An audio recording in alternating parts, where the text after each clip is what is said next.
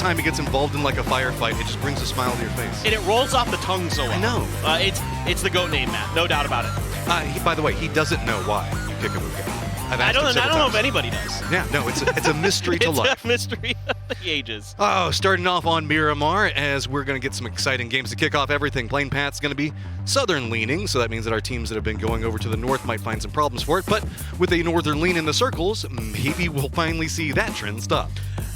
This is an awful plane path. I like to call this the Kalaris of plane paths. No, but look, I tell you what, if you're looking for a spicy circle that might go somewhere that's kind of fun, that's extremely rare, this is one of them. This is one of those plane paths that makes me think, normally, for it to go to one of the islands off the coast to the east, it's like one out of every 2,500 games or something like that on Miramar for the esports settings. This ups that chance a little bit. Vard, you might be surrounded already in the air, so we'll have to see how the drops come into this one. Probably going to drift out and let them go ahead and land. Yep. Get some distance in there. There's a lot of opportunities. Going back to what you were just talking about, we've got Los Leones capable inside the circle, the islands. I mean, really, we could even see down around the prison island, Los Higos, these types of things that we don't normally see a lot of attention. We could, but Chumacer also gets a lot of love. And talking about Los Higos, I like it. This one's got a chance. This one's got a chance to go down to the chicken wing there. And we'll see. I mean, usually these end up kind of north of the bridge. Sometimes they hard shift to the east and head to those fields that are over there as well. But we'll see. We won't know for sure for a couple of circles. But, I'm surprised with such a steep off-angle plane path that we didn't see any kind of unintentional hot drops. Anybody who just, scuffled over a vehicle drop, really. It seemed pretty quiet. It seemed pretty tame. So I think a lot of teams coming in today are feeling like, hey, let's reel it in maybe a bit. Let's try to play our game. Let's get through here because we need big points. So if you're going to get big points today, especially a lot of the teams in the middle, you're going to have to play a solid day. You're going to have to put up one of those 50-point bangers. And you got to come in with momentum. So it's no surprise that we're going to see everybody playing much safer in this first game, making sure to get their feet underneath of them, figure out where they're wanting to go. And whenever you have a circle that is, 70% waterish, I'm going to take a glance at, that's going to make this first circle more complicated. Later rotators might find themselves actually having to go to Higos and the chicken wing area just to get some safety. Might not happen because we do also have a lot of verticality along those roads in the area that's just south of Los Leones, Chumacera. We all know the fact that that can support a lot of teams in and of itself. No, precisely. This gets a little bit weird because this one's a little bit harder to predict exactly where it's going to go. It's eventually going to start going east, typically these types of circles, but it's just a matter of how far and where. So you got to wait for a couple phases to really figure this out. I forgot. I should say the Expendables do have a veteran player. Who am I kidding? It's Leviz. He's been around for forever. He was at PNC 2019. So, I mean, again, all four of these top teams have at least one player on there who's been around since 2019. I mean, it just goes to show you that, the veteran players have so much experience under the belts that not only do they have the confidence and kind of they've been there, they've done that, but they know how to address these situations. They've seen them, they know in their mind just intuitively how to react to scenarios that are given to them. So you're saying essentially we're looking at the boomer versus zoomer mentality right now? Exactly. This is the way you do it, and you guys are like, nah, this is the way we're going to bring it in. This do it our own style. This is the chance for us boomers to shine, Matt, all right? This is our moment. Before we move into the winners bracket, the grand final next week, this is the boomers moment? Exactly. Okay, Gotcha. It's like 2019 all over again. So looking through rotation started kickoffs, you can see GEX is now making their rotation in. Looks like Tyloo find themselves in a nice split center of circle. Not a lot of very heavy, fast rotation going for contention right now. I think that's just, again, it's a symptom of game one. Nobody wanting to overextend too much just yet. At least wanting to come in, build some momentum, get a kill at least before you go in.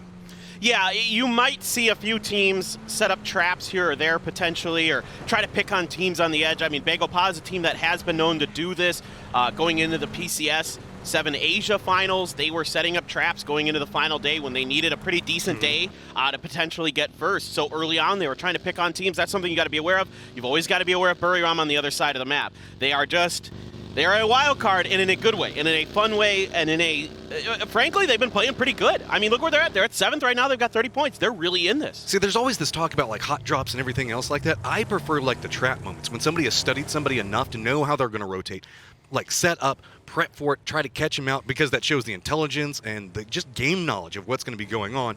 So we might see those develop as we move in.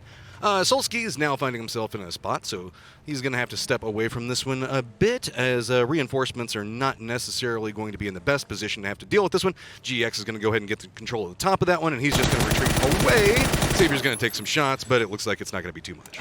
It's the open top Murado, so he might have an opportunity to go for another spray. He's not going to take it. I really thought he might make a go of that. That's going to be the Mark 14 falling into the hands of the Tiggleton, the man himself. So let's see if that can be one of those things that propels the Sonics to a much better day. They're going to need a monstrous day, if I'm being honest. Whoa, wait a minute. They need maybe a 50, 60-point day. I'm looking down right at the beachhead, and we can see the fact that we've got FaZe, question mark that's going to be over here, Tyloo, BBL are all coming into this area. So yeah.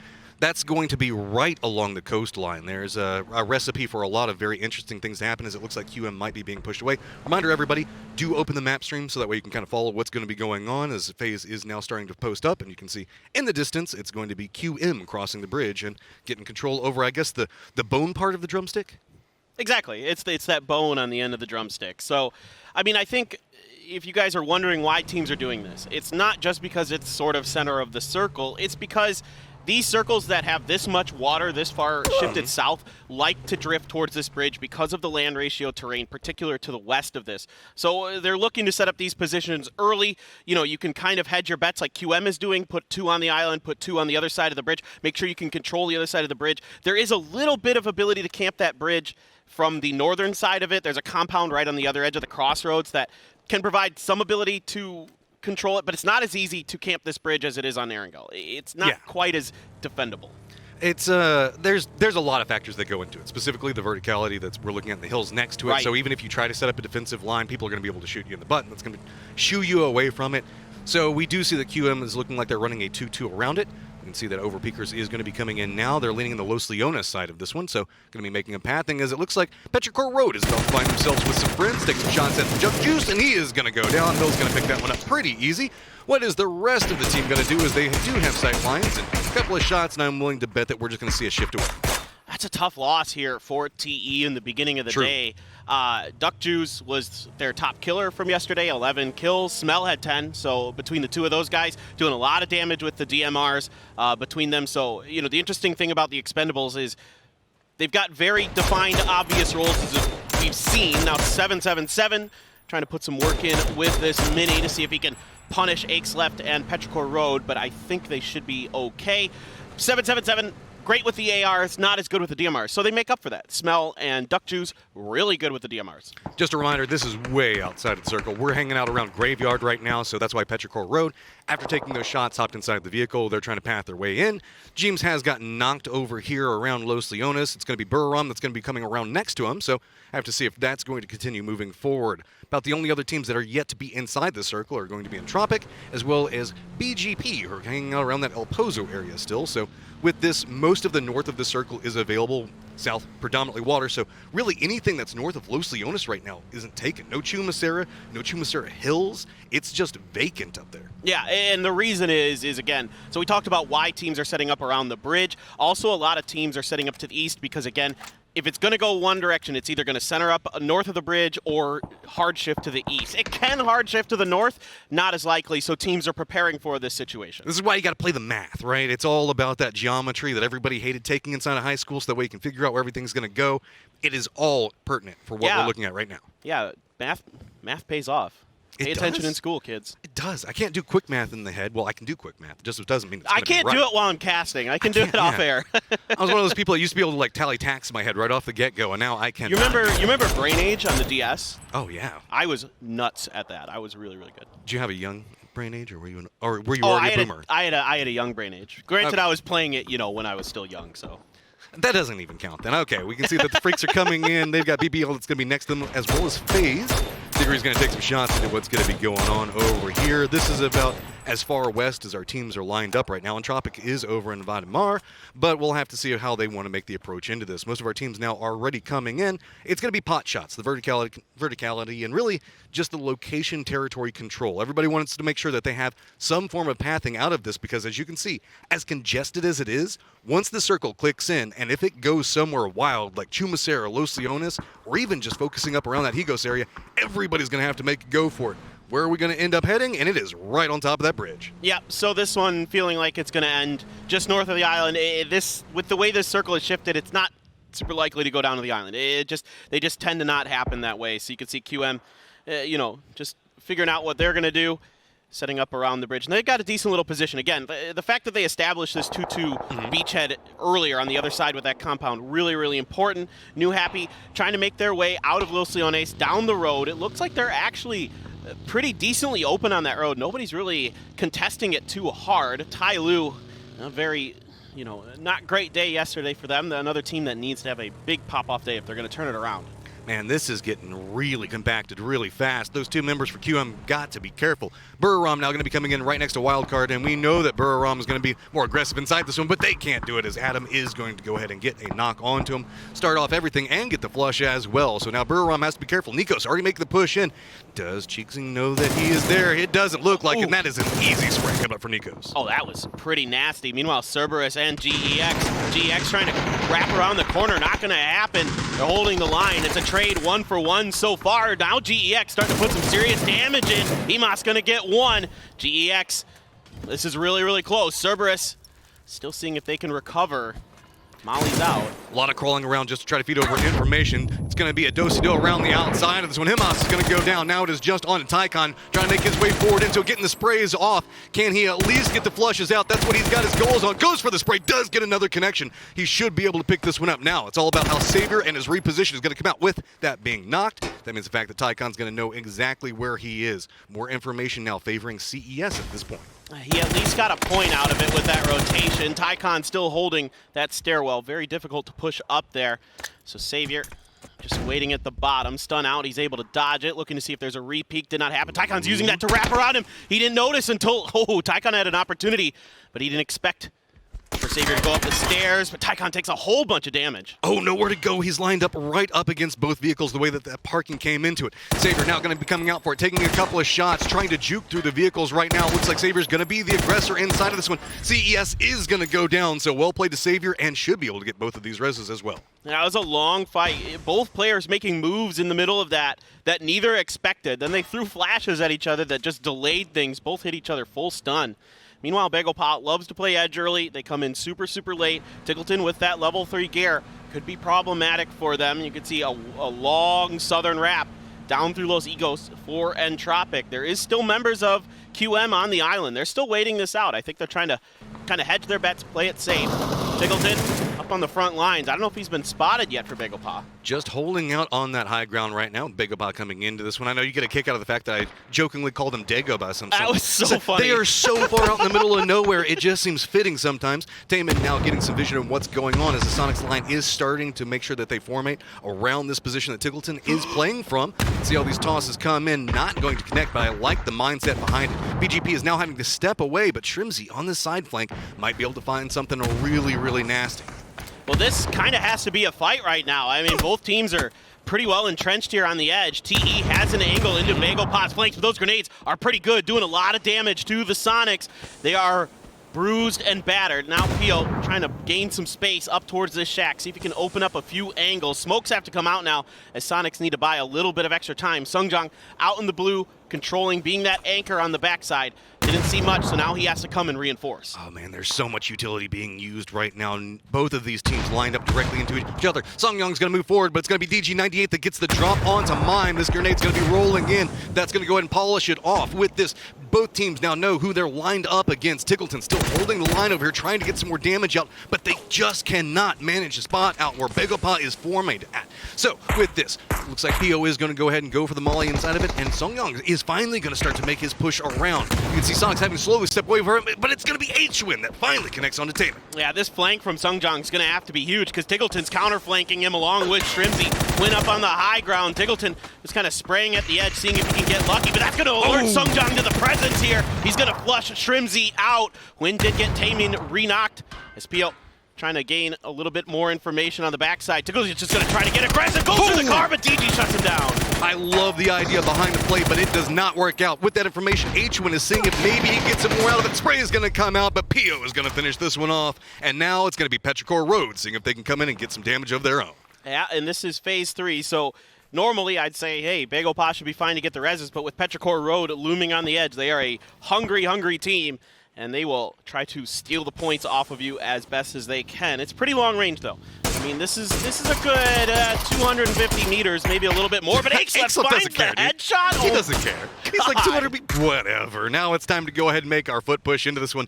PO going down, of all things, is also going to make it more complicated. So, BGP, what are you going to do? You at least know where Petrichor Road is, but no matter how they rotate out of this, even if they hop in vehicles and just cut south, that's going to be BBL that's going to be waiting for them. Well, you can see that BGP has set up people on the hill to try to get a little bit of a better angle on this encroachment. If Petrichor Road does push, which they are, this should give them a pretty decent angle to cover this. It's phase 3 blue, so you can heal through this as PO. Get him back up and running. Axelef, though, heard or saw something, and that grenade is out, but I think it's going to be just a bit wide. The vehicle just buys them barely enough space to work around. You can see now moving into this one, looks like the vehicles are going to herd up next to each other. One's going to go ahead and lead the way using the hillside to get some distance. I think Axelef's just going to barely miss being in good spray range for it. So, yep, Petrichor Road's going to say, might not be worth it anymore. That's a beautiful escape here for Bagel. They're able to avoid any critical damage. They get their star player back up and running. You know, Petrichor Road, they absolutely should make this move. Yeah. Especially after they get the knock on the PO. They got to try to go for these points. They're right there on the cusp of breaking into that top 4 position. And I love the fact that they left Mill back behind to make sure that they still had their secured position right next to the edge of the zone, didn't let overpeakers move into it. Circle is going to pop, and it's going to go right onto that hill. Wow. This is pretty wild. You do not see circles end on this hill too much. Here we go, BBL now taking the shots in, but it looks like BGP is going to be able to bypass them and find a dip of their own to work around. Now, right over here next to the Freaks, who are also caught up pretty close to FaZe, and that's just going to be the nature of the beast from here on out, as we have a full-on King of the Hill style battle that is going to be brewing. Most of our teams, though, not capable of moving too easily just yet, so that means the firefights are going to have to be breaking out wherever they are bound. TE gets some vision of what's going to be going on with New Happy, but New Happy trying to get some retaliation of their own, just cannot find the angles. I mean, 777, he is just absolute money with those ARs. I mean, you bring that guy to the casino with you. He's so money. True. He's just absolutely insane. Is that why he's got numbers in his name? You got it. Thank you. I appreciate you. I got you here. So a couple of small fights that are going to be going on over into the northeast of this position, as well as New Happy still trying to get some retaliation in. TE is in a gatekeeping position. That's going to cause it to be more problematic. OP, we were talking about a second ago, next to Petrichor Road, is going to watch them rotate in front of them with a firefight that's going to be going on with TE. Now over peakers finds themselves the odd man out in the situation.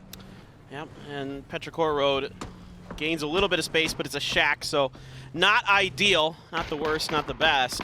Tai Lu looms up ahead. I could see BBL starting to angle their little Doritos in that direction, sending 2 out into Petrichor Road's direction. And Nan shoots Yan Li out of the vehicle. That is unfortunate there for GEX. That was a pretty long-range shot. This is not the path that you want to take. Now rolling right next to Tai Lu. That means that they're going to move in between New Happy, in between Petrichor Road. There's going to be the Expendables over here. This is the worst area for you to go into. Savior's already down. Now Zenon's watching his vehicle roll away. There's no cover. Smoke's out. What are you even going to do? Just lay down. You can't get him. There's no saving Savior right now. There's nowhere else to go. I mean, Zenon is literally out in the open. It's as long as those smokes are there until somebody gets close enough to go for the grenade throw. I think that first molly a little bit short, yeah. Second one as well, just a bit too short with that uphill angle. A bit difficult to get him up there. OP on the rotation along the firing lines of BBL. They're doing a good job getting some early damage in, but no knocks just yet. Next, they're going to have to cross the Bagel Paw. Yep. Now they've managed to get through at least one spot of this one. They're going to be running right into BGP. We're piped up for it. James going to try to get something. He's going to go down. Overpeakers finding themselves over-pushing into this one as they have taken a massive amount of casualties. Just one member up, and BGP is absolutely loving this. They've got BBL on the other side of it, and now Overpeakers with one is trapped in a really rough spot. And to add insult to injury, they were able to grab that Mark 14 from Tiggleton's dead body, put it into Taming's hand, and he put it to good use there. It is. I mean, you know, arguably the best gun in the game. Either that or the Groza, depending on your situation. And Waikakamuk out. Well, you just got to run your teammates over sometimes if they get shot out in the road like that. There's no saving them, so might as well put them out of their misery.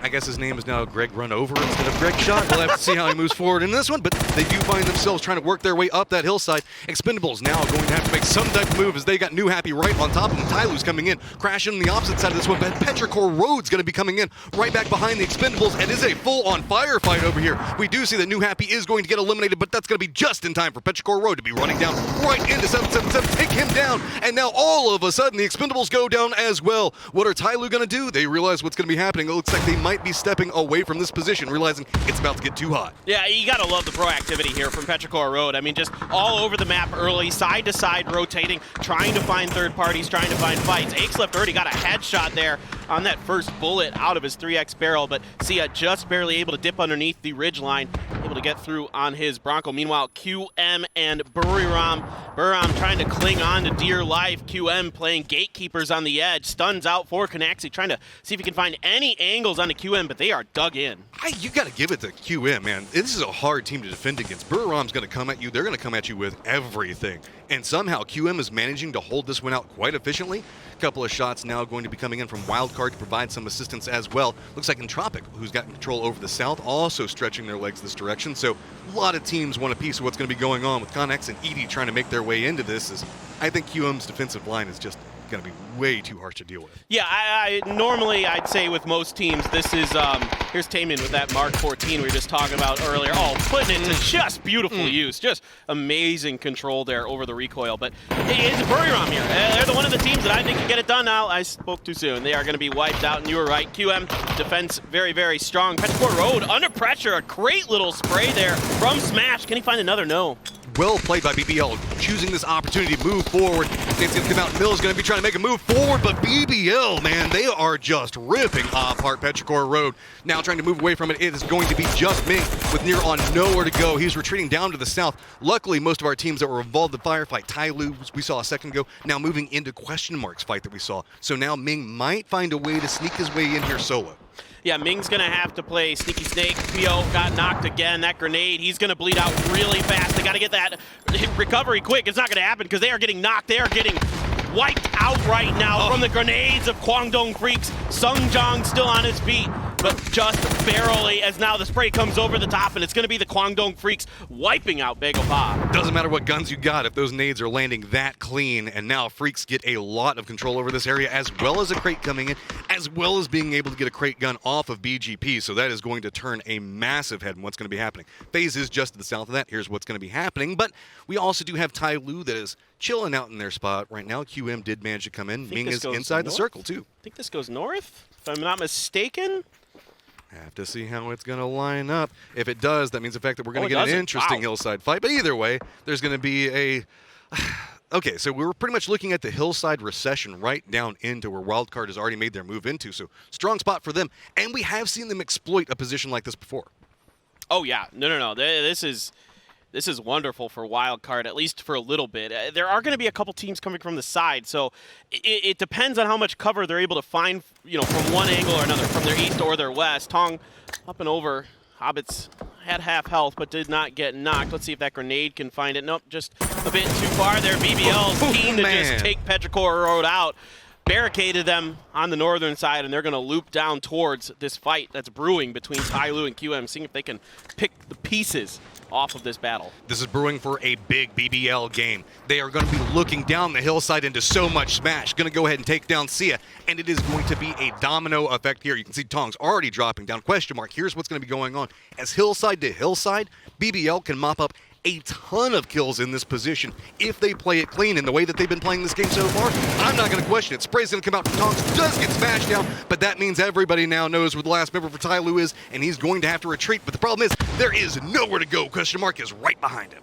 Yeah, this is really, really difficult for Tong. He's going to have to try to find some kind of lucky maneuver here or just absolutely wipe BBL out right now. I think even the Kwangdong Freaks might have an angle on down to him as they have wrapped to the northern part of the circle to the high ground. Smokes are coming out to try to cut off the angles of the Freaks. Hobbits on the backside really wants this point. He knows the state that Tyloo is in, and it's not good, but it's actually going to be BBL who finds themselves another kill. Now, how are they going to move through this when it looks like their eyes are set to the west, which could put them into Freak's positioning, given the fact that they saw Freaks taking those shots just a moment ago? No surprise on that. They know where the threat is going to be. While all this was going on, FaZe did maneuver right in between Freaks and Wildcard, find themselves a comfortable position right in between the two, hoping that they might protect them. Yeah, BBL has a bit of a dip to get through there to get to safety inside of the new circle, and the Freaks know it, and they are completely tunneled down on top of BBL. They want to gatekeep the heck out of him. A decent grenade, another half-damage grenade to Hobbits. Let's see if QBE can find the finish. Out and in, it looks pretty decent, just shy of getting the knock. Yeah, we're looking at a few meters on both of those, just going to be enough with it. So QM still clinging to life right along that edge, as it has been working for him so far.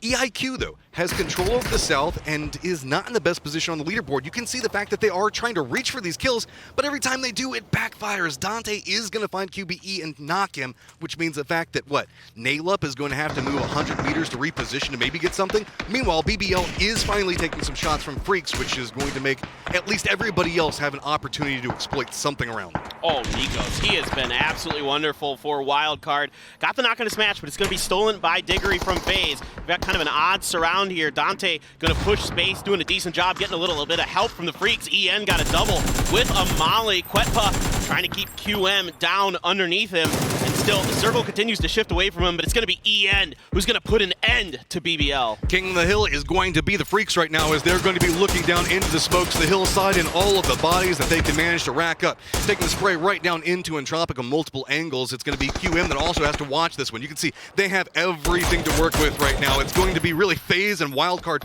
that are clinging to the cliffside, trying to stay alive, but even then manage to spot them out here and there. With this said, QM, Entropic, I don't know what they're going to do to try to find a way to navigate through this one. I love this little reposition here by Digger. He knew he was in a very grenadable spot and just immediately got out of there. Lash commits 2 grenades to where he was, so that's a good maneuver for Digger. He's going to pay the price to Nikos' Groza, though. This guy has been absolutely money these last couple days. Every single time you're buying some more position. We are now in our top 4. As you can see, it's going to be the Freaks with 4, everybody else with 2. So maybe everybody could unite to try to take down the King of the Hill at the present time. We do have FaZe right up next to Wildcard, but with 8C back behind this one still just trying to look up. It's going to be 2 members from Freaks that are going to be creeping into his direction. Look like they're trying to get some control over that hillside to make sure that they're holding everything that they can. Circle 7, so we still got some more movement coming into this. Yeah, this one could drag out pretty long because of the amount of terrain, the changes, the steps on the side of this cliffside. There's a lot of cover to work with. Adam attempting to be flushed out here by FaZe, but it's actually Akari who backstabs him, and he is going to get both of them. That is so harsh for FaZe. They step down right into Adam's sight line at the same moment that we see Akari move in. With this, Akkad is now moving around the outside flank, seeing if maybe he can get some vision of what's happening, and is up at the top of this, also going to be able to get a line into QM, and this is just turning up everything for the Freaks.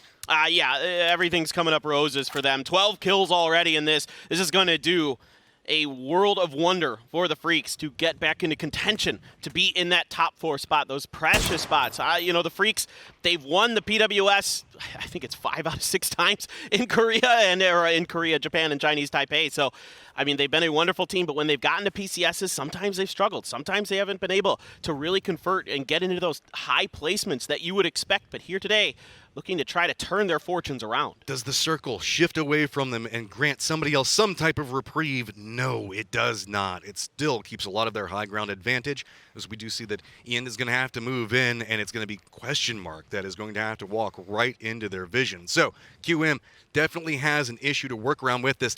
We also should point out there's a lot of points still on the table for the Freaks to work with. Adam does get a knock onto Lash. That might open up some more movement, as QM looks like Hobbits is going to try to use this to move forward with everything that he can. Creeping into it. Follow-ups are trying to come out right now, but it is so difficult in this terrain. I think Lash is recoverable here for Akkad, unless this follow-up grenade from Nikos is perfect. They waited. They're baiting this out for the res, and it's on the money. It's going to get the finish onto Lash, but Akkad there with the high-level gear, able to avoid a knock himself.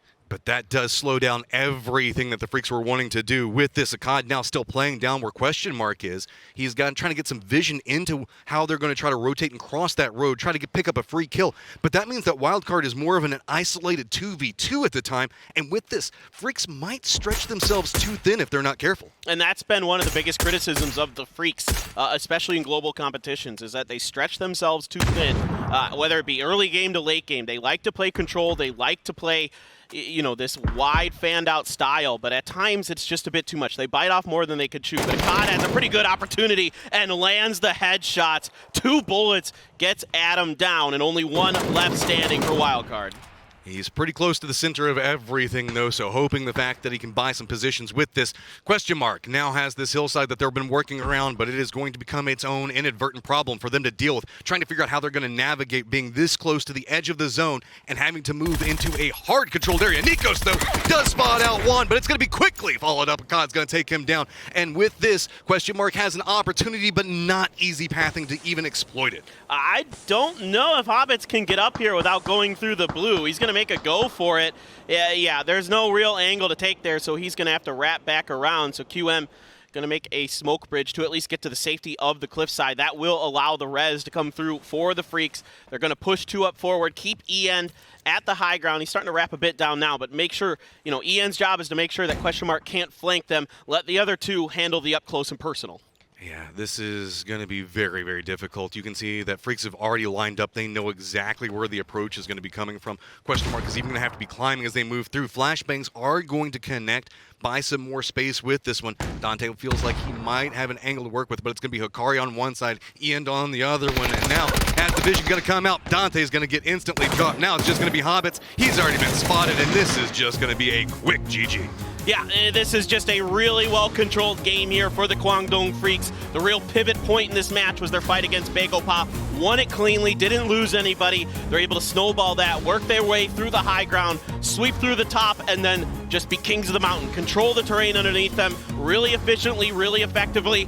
Maybe an overstep here and there, but at the end of the day, they're able to recover and get the victory. It's just a slow, clinical game that came out from this, as we saw teams understanding exactly what they needed to move into and how to handle it. I know sometimes I get pretty energetic with the casting on this one, but it was just a very methodical game. And so at this stage, you just got to hand it to the teams that understood exactly how they needed to navigate it, and also got to give a little bit of sad heart to question mark, who couldn't even find a way to get into that last fight. It's tough when you're in that position. Yeah. It's really rare that circles end there, and so it's a challenging spot to be in, especially when you have to climb up a steep hill like that. I know I'm getting a lot of flack for my fantasy points and what's going to be going on, but I'm going to go ahead and hand it over to at least 2 guys who can click, and 1 we'll have to see.